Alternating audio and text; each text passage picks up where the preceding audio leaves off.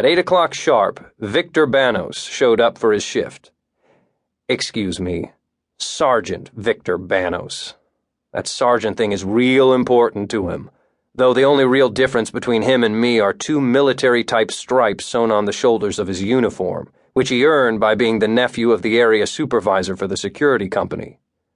The stripes indicate that Victor gets slightly higher pay than me because he also serves as a training officer, which means he sometimes shares the shack with new recruits, showing them the complexities of writing license plates down in the log and watching the gate when you're in back on the toilet.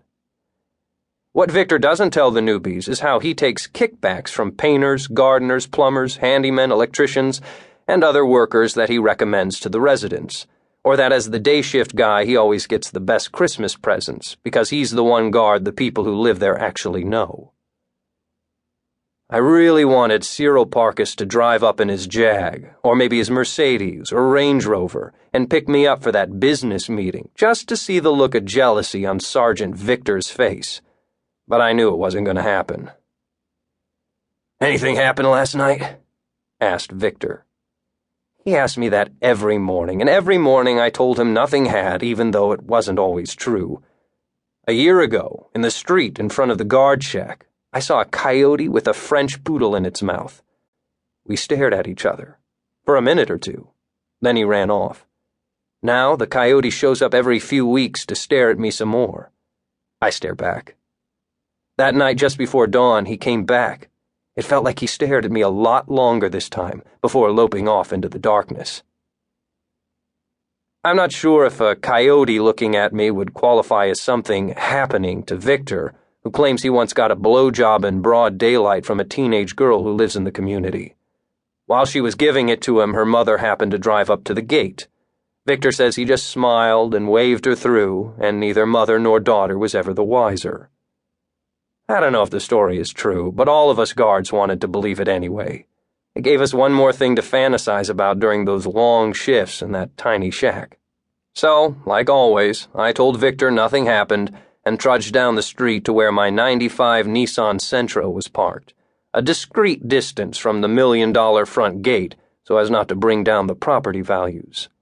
They don't want my car leaking oil on the pressed concrete cobblestones in front of the gate, but they don't mind the resident who's kept a dead DeLorean rotting in his driveway for years, the tires flat, the car caked in layers of calcified bird crap. If it was a Tercel or a Sonata or a Maxima or any other car with a sticker price under $50,000, there'd be an angry mob on his front lawn lobbing rocks, torches, and lawyers at the house. When I got to my car, I took off my uniform shirt, stuck it on a hanger, and hung it from the plastic hook in the back seat. That saved me having to wash or iron it for a couple days. I kept on the white t-shirt I wore underneath and drove down to the Ventura Freeway, took the overpass to the other side, and parked in front of the Denny's that was beside the off-ramp. I'd been going to the Denny's since I started working at Belle Vista Estates, except for a month or two while they were remodeling the restaurant to look like a 50s diner instead of the 70s coffee shop it was before. It didn't make a lot of sense to me, since the 70s were hot again and the 50s craze was long dead. But that's Denny's for you. They just discovered stir-fry, too. Pretty soon, they'd stumble on croissants.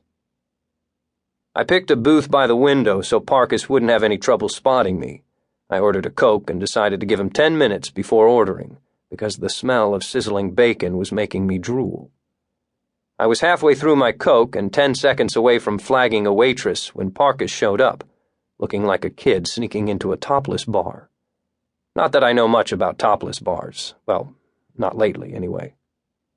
He smiled nervously and slid into the booth, smoothing his silk tie as if the simple act of sitting down would have wrinkled it all up. I smoothed my t-shirt, just in case sitting down had ruffled me up, too. "Thanks for meeting me, Harvey." Parkus smiled. "I appreciate it." I shrugged. His suit, even if he bought it at the outlet mall, was worth more than my car. The waitress came to the table, and while I ordered a T-bone steak, fries, and another Coke, he picked up the laminated menu and made a show of looking through it. I don't think he was used to a menu with pictures on it. His discomfort already made the meeting worthwhile for me. He ended up ordering a bagel and some coffee. As soon as the waitress was gone, he smoothed his tie again and smiled at me. I smiled back and fought the urge to smooth my t-shirt.